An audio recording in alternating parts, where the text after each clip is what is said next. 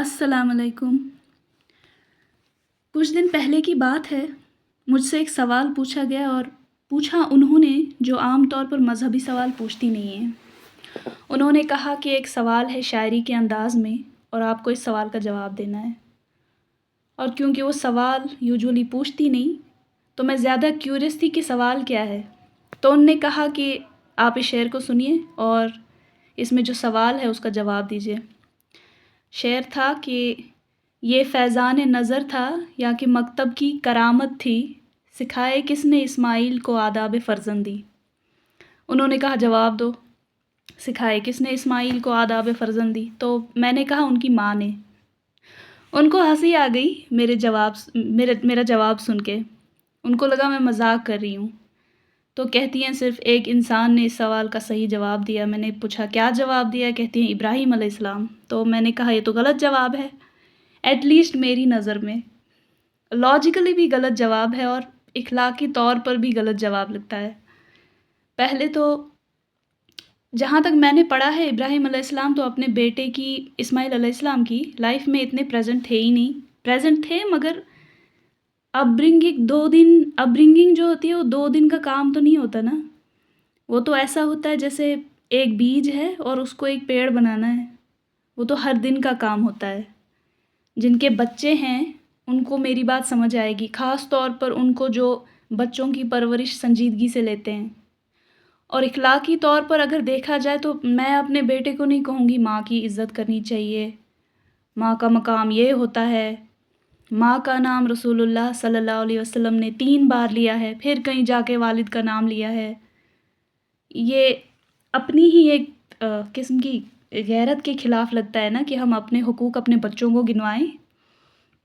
हाँ, अगर मेरे शौहर अल्लाह अज़्ज़ा वजल के रास्ते में कुर्बानियाँ दे रहे हों तो मैं कहूँगी वालिद साहब की कुर्बानियों का एहतराम करना। ये ना सोचना कि हम उनके लिए अहमियत नहीं रखते। उनको क्या मिशन सौंपा गया है, उन पर कितनी ज़िम्मेदारियों का बोझ है जो बिना किसी शिकायत के उठा रहे हैं, उसका एहतराम करना। अब सवाल ये है कि मैंने इस मौज़ू पे बात करने का फ़ैसला क्यों किया। इब्राहीम अलैहिस्सलाम का इस्माइल अलैहिस्सलाम को कहना कि आपको ज़िबह करने का विज़न देखा है और इस्माइल अलैहिस्सलाम का जवाब देना कि इंशाअल्लाह आप मुझे साबिर पाएंगे।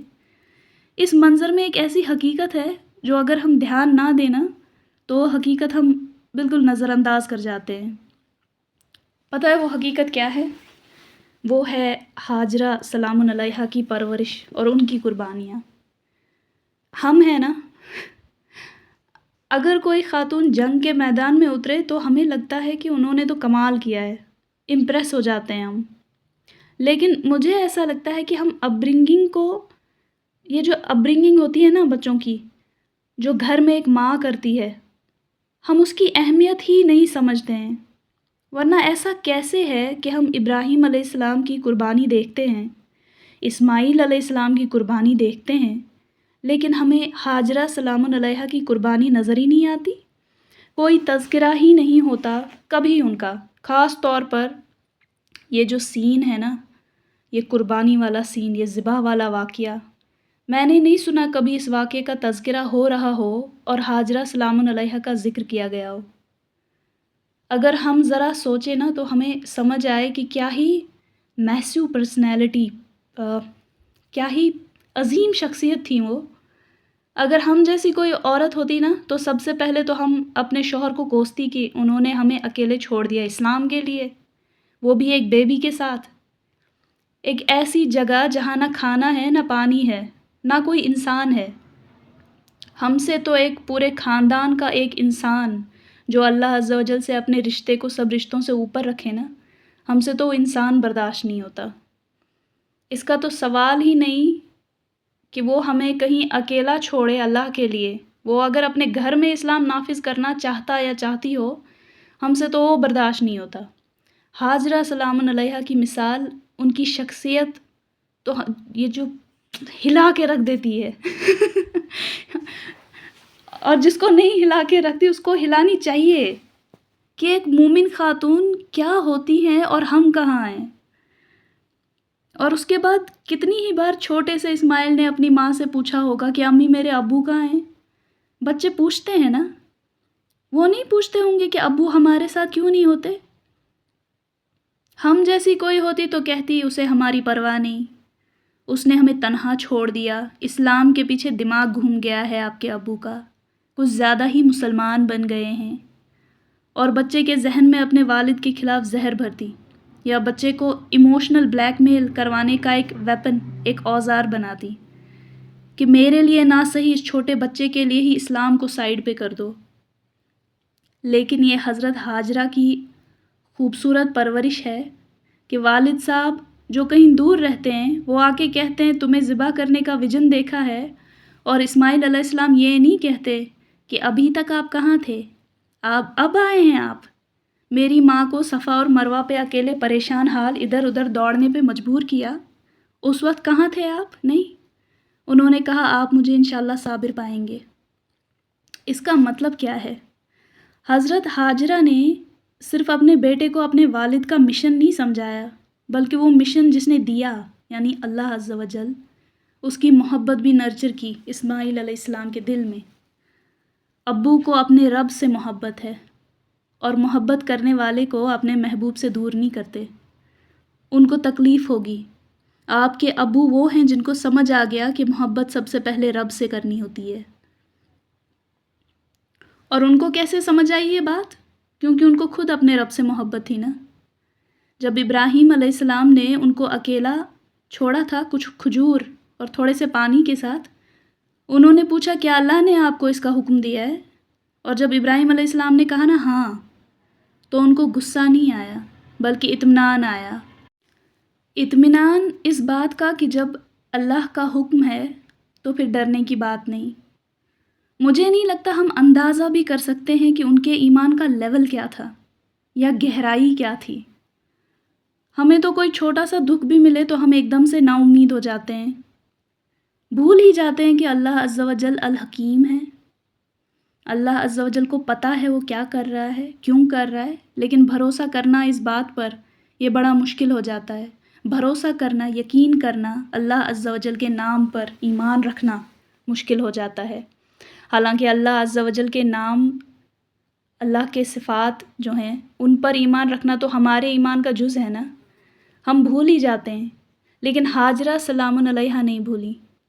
جب بیوی کے دل میں اللہ کی محبت ہو تبھی تو شوہر کے دل میں جو اللہ عز و جل کے لیے محبت ہے اسے سمجھے گی نا۔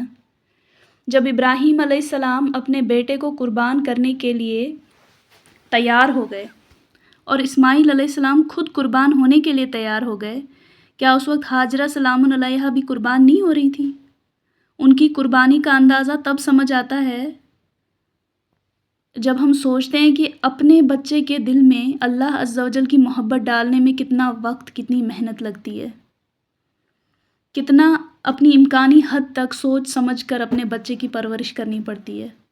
حضرت ہاجرہ کی عبادت صرف صحرا میں صبر کرنا نہیں تھا، بلکہ وہ ہر شعوری فیصلہ جو انہوں نے اپنے بچے کی پرورش میں کیا، ہر وہ لمحہ جب انہوں نے خود کو روکا یا قدم بڑھایا، ہر دعا جو انہوں نے مانگی، ہر وہ لمحہ جہاں کچھ باتیں ہوتی ہیں نا نظر انداز کرنی پڑتی ہیں، اور وہ لمحہ جہاں روکنا اپنے بچے کو لازمی ہوتا ہے، ہر وہ بات جو انہوں نے دل میں رکھ لی، زبان پر نہیں آنے دی، اور ہر وہ بات جو بولنا مشکل ہو لیکن بولنا ضروری ہوتا ہے بچے کو۔ یہ سب کیا ہے؟ اتنی محنت، یہ کوئی آسان کام ہے؟ ایک تو یہ کہ ہم صحیح رول ماڈل بنیں اپنے بچوں کے سامنے، ایسا نہ ہو کہ ہم تعلیم کچھ دے رہے ہوں اور حرکتیں ہماری کچھ اور ہی ہوں، اور پھر یہ کہ صرف خود اللہ کی محبت نہیں بلکہ اس بچے کے دل میں اس محبت کے بیج ڈالنا ہر دن کا کام ہے، یہ ایک دن یا ایک ہفتے یا ایک مہینے یا ایک سال کا نہیں۔ اور وہ اکیلی تھی۔ ہر ماں کو پتہ ہے کہ کتنی ضرورت پیش آتی ہے اپنے شوہر کی، خاص طور پر اگر آپ اسلام کے مطابق خود بھی زندگی گزارنے کی کوشش کر رہی ہوں اور اپنے بچے کو بھی اسلام کے مطابق زندگی گزارنا سکھا رہی ہوں۔ اور پھر بیٹے کی پرورش، ماں کچھ بھی کر لے وہ باپ نہیں بن سکتی۔ گھر پہ وہ اسلام سکھائے گی پر باہر تو اس بیٹے کو والد ہی اسے زندگی کے طور طریقے سکھائیں گے نا۔ اگر خود اسلام کے مطابق چلتا ہوگا تبھی بیٹا بھی سیکھے گا، لیکن حاجرہ سلام علیہا اکیلی، مطلب ان کے لیے کام دگنا ہو گیا، ذمہ داریاں بڑھ گئیں۔ یہ سوچیں نا ہم تو شاید سمجھ آئے کہ اس قربانی والے واقعے میں صرف باپ بیٹے نہیں تھے، ماں بھی تھی، لیکن ان کا ذکر ہی نہیں ہوتا۔ ہم کہتے ہیں نا کہ گھر والے ساتھ نہیں دیتے، کہیں ابراہیم ہے تو حاجرہ نہیں، کہیں اسماعیل ہے تو ابراہیم نہیں، کہیں حاجرہ ہیں تو ابراہیم نہیں۔ پتہ ہے جب ہم اصحاب کہف کی بات کرتے ہیں، اکثر لوگ کہتے ہیں کہ کتنا کمال کا واقعہ ہے، 300 سال تک اللہ عز و جل نے ان کو سلائے رکھا۔ پر مجھے اس بات سے زیادہ کمال کی بات پتہ کیا لگتی ہے؟ اللہ عز و جل نے کہا وہ کچھ نوجوان تھے، یہ کہا ہی نہیں کہ نوجوان اور ان کے گھر والے تھے، پورا معاشرہ ایک طرف اور چند نوجوان ایک طرف، اور ہمیں کہا گیا ہے ہر جمعہ سورہ کہف پڑھنا۔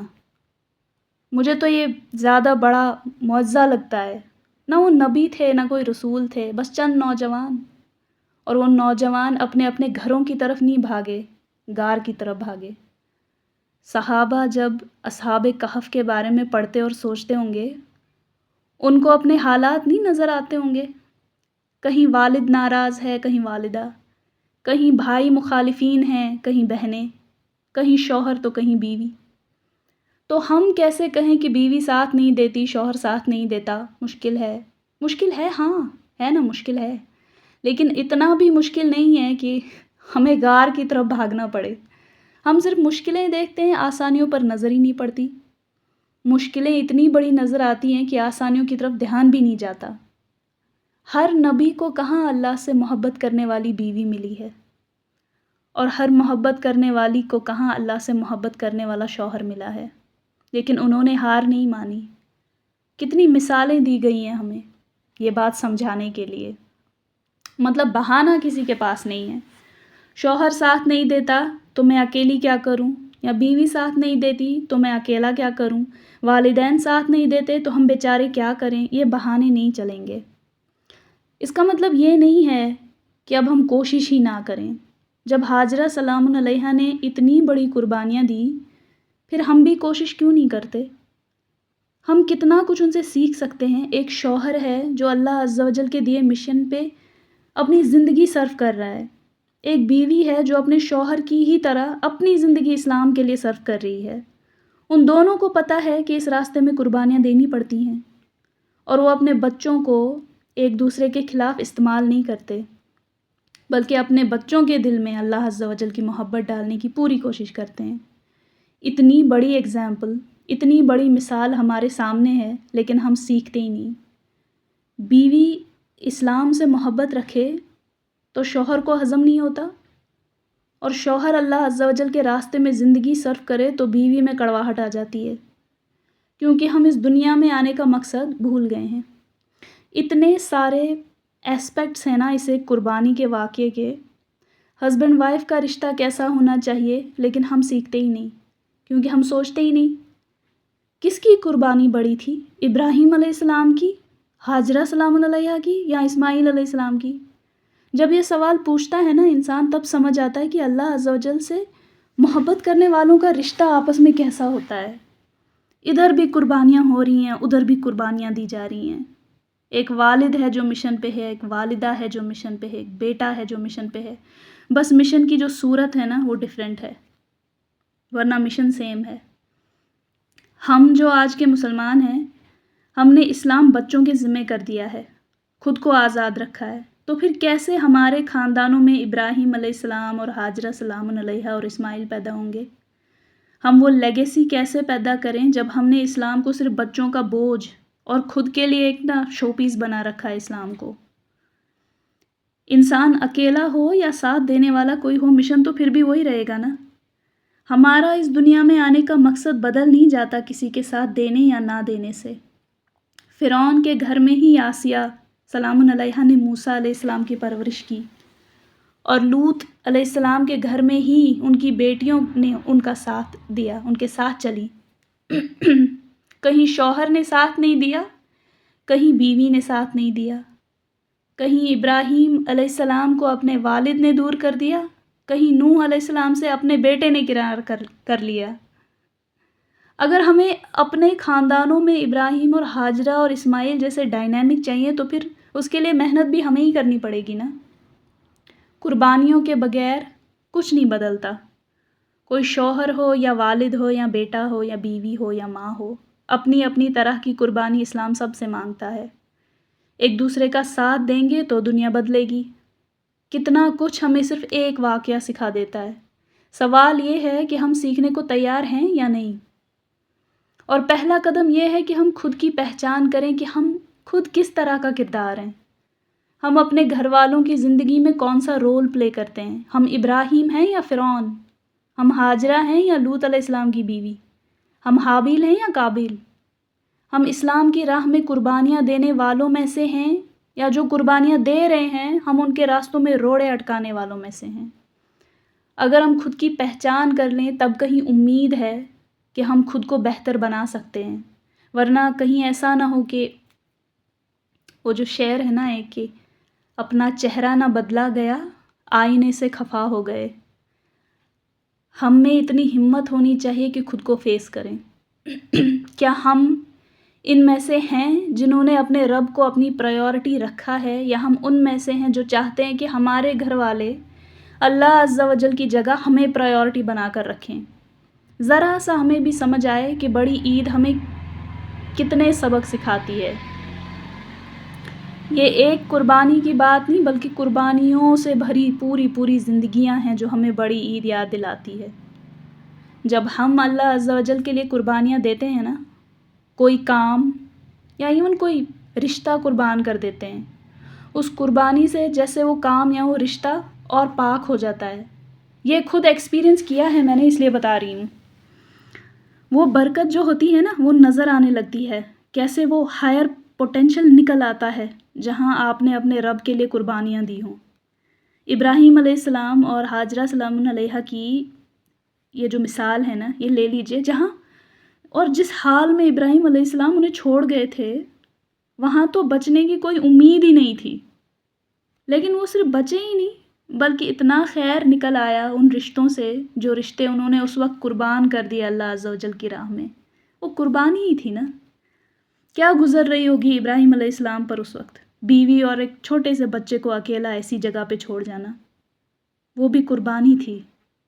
ہاجرہ سلام علیہ کا رک جانا اس جگہ، وہ چاہتی تو نہیں رکتی، پیچھا کرتی ابراہیم علیہ السلام کا، انہوں نے نہیں کیا۔ اپنی پرواہ نہ بھی ہوتی، بچے کی فکر تو ہوتی نہ انہیں، لیکن وہ رک گئی، وہ بھی قربانی تھی نا۔ اور وہ رشتے ہمارے لیے مثال بنا کر ہماری کتابوں میں ہیں۔ آج پوری دنیا سے لوگ وہاں جاتے ہیں جہاں وہ اپنے بچے کے ساتھ اکیلی رک گئی تھی۔ کیا مقام ہوگا ان کی پوری فیملی کا اللہ عز و جل کے نزدیک۔ جس چیز کو قربان کرتے ہیں وہ پاک ہو جاتی ہے۔ ان کا رشتہ کتنا پاک تھا۔ انسان سوچتا ہے، ہم سنتے ہیں نا سوشل میڈیا پہ ٹرینڈنگ ہوتا ہے کپل گولز، یہ ہیں اصلی کپل گولز۔ پوری فیملی، شوہر بھی بیوی بھی پاک ہونے کو تیار، بچہ بھی پاک ہونے کو تیار۔ یہ ہوتے ہیں کپل گولز، فیملی گولز۔ مسلمان معاشرے میں یہ ٹرینڈنگ ہونا چاہیے۔ اتنی بڑی مثال ہے آئیڈیل ہسبینڈ وائف، اور ہم صرف ایک جانور قربان کر کے خوش ہو جاتے ہیں۔ عید منا لی، لیکن عید کیا میسج دے رہی ہے اس کے بارے میں ہم نے سوچا ہی نہیں۔ کپل گولز تو یہ ہوتے ہیں نا، آج کے زمانے میں پاور کپل کا مطلب ہوتا ہے دونوں دنیا کما رہے ہوں یا دونوں کیمرہ ریڈی ہوں، لیکن اصلی کپل گولز وہ ہیں جو اللہ کی راہ میں قربانی دینے کو تیار ہوں، شوہر بھی، بیوی بھی، بچہ بھی، کہ دیکھنے والے پریشان ہو جائیں کہ شوہر نے اللہ عز و جل کی راہ میں زیادہ قربانیاں دی ہیں یا بیوی نے زیادہ قربانیاں دی ہیں۔ اس سوچ میں پڑ جائے انسان کہ وہ بیٹا ان کی قربانیاں دیکھ کر اتنا صرف انسپائر ہی نہیں ہوا ہوگا، بلکہ ان کی ان قربانیوں سے جو برکت ان کے رشتے میں آئی، وہ پاک محبت دیکھ کر جب والد نے کہا مجھے آپ کو ذبح کرنے کا ویژن بار بار آ رہا ہے، تو اس بیٹے نے کہا آپ مجھے صابر پائیں گے۔ ایسے انسپریشنل لوگ جو قربانی لفظ سن کر ڈرتے نہیں تھے، پیچھے نہیں ہٹ جاتے تھے، ان کو پتہ تھا قربانیاں پاک کرنے کا ذریعہ ہوتی ہیں۔ ہر وہ چیز جو قربان کی جائے اللہ عز و جل کے لیے، اللہ عز و جل اس کو پاک کر دیتا ہے۔ آئیڈیل فیملی یہ ہوتی ہے، پوری فیملی انسپریشن بن جائے۔ عید کے میسج پہ دھیان دیں گے تو سمجھ آتا ہے کہ ہمارے معاشرے میں کس طرح کے شوہر، کس طرح کی بیویاں، کس طرح کے والدین، کس طرح کی اولاد کی ضرورت ہے۔ ہمارا تو یہ فیسٹیول ہے، تہوار ہے نا، یہ بھی قربانی کا ہی درس دیتا ہے۔ امیجن دیٹ کہ قربانیاں ہیں جو ہمیں پاک کرتی ہیں۔ عید ہمیں بار بار سکھاتی ہے کہ صرف رشتے نہیں، حالات بھی پاک ہو جاتے ہیں جب بندہ اللہ کے لیے انہیں قربان کرتا ہے۔ بغیر قربانیوں کے کوئی مومن کیسے بنے؟ کیا ہم نہیں سیکھتے یہ بات؟ اللہ عز و جل کتنی بار کہتے ہیں نا ابراہیم علیہ السلام کے بارے میں، وہ مشرکین میں سے نہیں تھے، وہ پاک ہو گیا تھا ان کا ایمان۔ اللہ عز و جل ہم سے کتنی محبت کرتے ہیں وہ سمجھ آ ہی نہیں سکتا جب تک ہم قربانیاں نہ دیں۔ یہ بات بھی شاید سمجھنا مشکل ہو جائے سننے والوں کے لیے، پر کچھ باتیں ایسی ہوتی ہیں وہ جس نے ایکسپیرینس کی ہونا اسی کو سمجھ آتی ہیں، باقیوں کے لیے کافی مشکل ہو جاتا ہے سمجھنا۔ ایسے ہی نہیں ابراہیم علیہ السلام قربانیوں پہ قربانیاں دیتے گئے، ایسے ہی نہیں حاجرہ سلام علیہا قربانیوں پہ قربانیاں دیتی گئی۔ سوچنے والوں کے لیے اتنا ہی سوچنا کافی نہیں ہے کہ قربانیوں پہ قربانیاں کیوں دیتے گئے وہ؟ ایسا کیا ہو رہا تھا ان قربانیوں سے؟ Food for thought. السلام علیکم۔